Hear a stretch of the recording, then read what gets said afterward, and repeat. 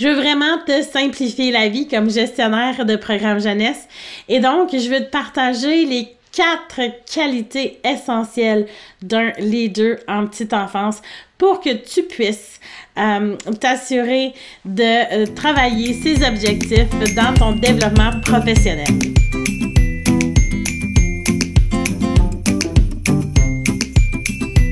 Je m'appelle Marilyn Tauvette et je suis adjointe conseil en service à l'enfance et à la jeunesse. Mon objectif, c'est d'appuyer les directions, les gestionnaires de programmes à se sentir confortables et confiantes dans leur poste et à appuyer leurs équipes de coordination de programmes dans la gestion administrative et leur gestion d'équipe. Je te rends disponible mon guide gratuit qui va te permettre d'augmenter ton efficacité et ta gestion de temps. Donc, le lien est disponible dans la description de la vidéo. Pour voir avec toi ces 4 qualités-là, je te propose un countdown, comme si on était à Musique Plus. Bon, ça trahit mon âge, mais coudonc, je trouve ça amusant. Donc, en 4e position, la qualité que j'écoute te parler, c'est la confiance en soi. Je pense que c'est essentiel pour un leader dans son domaine d'être capable d'avoir une certaine confiance pour pouvoir véhiculer son message, pour être capable d'amener ses idées. Tu sais, je pense qu'il n'y a personne qui va suivre quelqu'un qui va apporter quelque chose avec doute. Je dis pas apporter avec fermeté et puis c'est mon idée puis c'est ça. Mais quand même avec confiance, avec une certaine prestance, avec assurance pour justement créer ce sentiment-là de confiance avec les gens avec qui on collabore, avec les employés, avec qui on souhaite partager nos idées. Je pense que c'est essentiel. Une phrase que tu peux te répéter, puis là, je vais la dire en anglais, c'est « fake it until you make it ». Donc, fais semblant jusqu'à ce que tu réussisses. Parce que ça se travaille, ça, la confiance en soi. En position numéro 3, on a la prise de décision. C'est nécessaire pour être un bon leader, un bon gestionnaire, d'avoir un bon esprit d'analyse, d'être capable de voir vraiment le big picture, la grosse image de les enjeux qui rentrent par rapport à cette situation, les gens qui sont affectés par telle ou telle situation quand on prend une décision. Donc, c'est vraiment important de pouvoir de plus en plus facilement dans notre parcours, d'être capable d'analyser l'information puis de prendre une décision qui a du bon sens, qui est un bon jugement par rapport à ce qu'il y en est, qui prend en considération les lois qui peuvent interférer dans la situation qui est présente à nous. Donc, ça aussi, ça se développe en travaillant notre priorisation, en travaillant notre gestion des urgences. Ça nous permet de développer là, ces notions-là pour prendre vraiment des décisions qui sont adéquates dans les situations qui se présentent à nous dans les postes de gestion en petite enfance.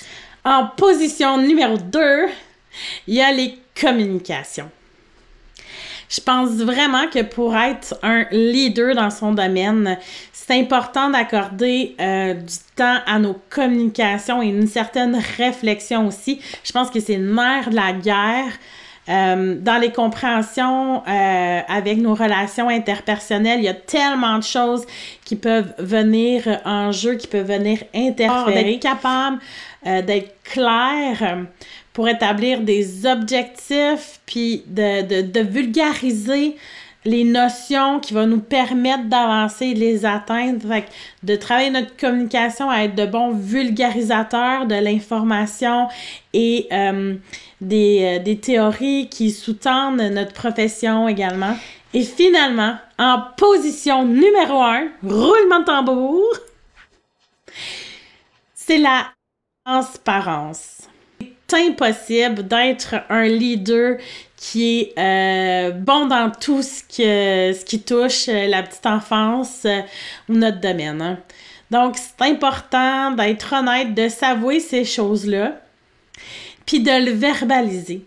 De le dire quand on arrive à une situation où on a besoin d'un appui externe, d'une expertise externe pour telle ou telle chose, puis d'aller la chercher. c'est correct. C'est important d'être transparent et honnête aussi quand on parle à nos employés par rapport aux étapes qui restent à faire, par rapport à nos sentiments, d'être capable de nommer les choses, même quand elles sont difficiles, avec tact, avec doigté, avec honnêteté. C'est important pour un leader. Finalement, dans l'aspect de transparence, je pense qu'il y a aussi l'aspect d'être transparent envers nos employés, de se laisser connaître par eux. C'est important, tu sais, on en parle beaucoup de nous, tu sais, à quel point c'est important comme gestionnaire de connaître nos employés pour créer des liens, mais et vice-versa, dans la transparence d'un leader, c'est important de montrer à notre équipe nos forces, mais aussi nos vulnérabilités à certains niveaux. Puis aussi, tu sais, notre personne, nos couleurs, c'est important de le démontrer, ça. Donc, en résumé, dans cette vidéo, on a vu les 4 qualités essentielles d'un bon leader en petite enfance. Donc, la confiance en soi, la prise de décision, la communication et la transparence. Est-ce que ça te rappelle certaines qualités aussi qu'on recherche chez les éducateurs, les éducatrices, les animateurs, les intervenants en petite enfance, hein? Comme, par exemple, quand on parle de confiance en soi, de travailler la confiance dans leur gestion de groupe, dans leurs interventions avec les jeunes, hein, quand ils s'adressent à eux, leur prise de décision, quand on parle de gérer un petit peu les besoins du groupe versus les besoins individuels, le développement des habiletés de chacun à leur rythme, mais aussi les enjeux de sécurité, on est capable d'avoir une analyse de tout ça pour offrir une programmation qui correspond, mais d'avoir cet œil global-là à travers tout le groupe. Au niveau des communications, tu sais, quand on leur dit, puis on travaille ça avec eux, des communications claires, des communications simples, c'est important quand on s'exprime auprès des jeunes. Puis finalement, tu sais, au niveau de la transparence, quand ils doivent parler aux familles, d'être transparent par rapport aux situations, d'être honnête sur ce qui se passe, d'exprimer leurs besoins d'accompagnement également.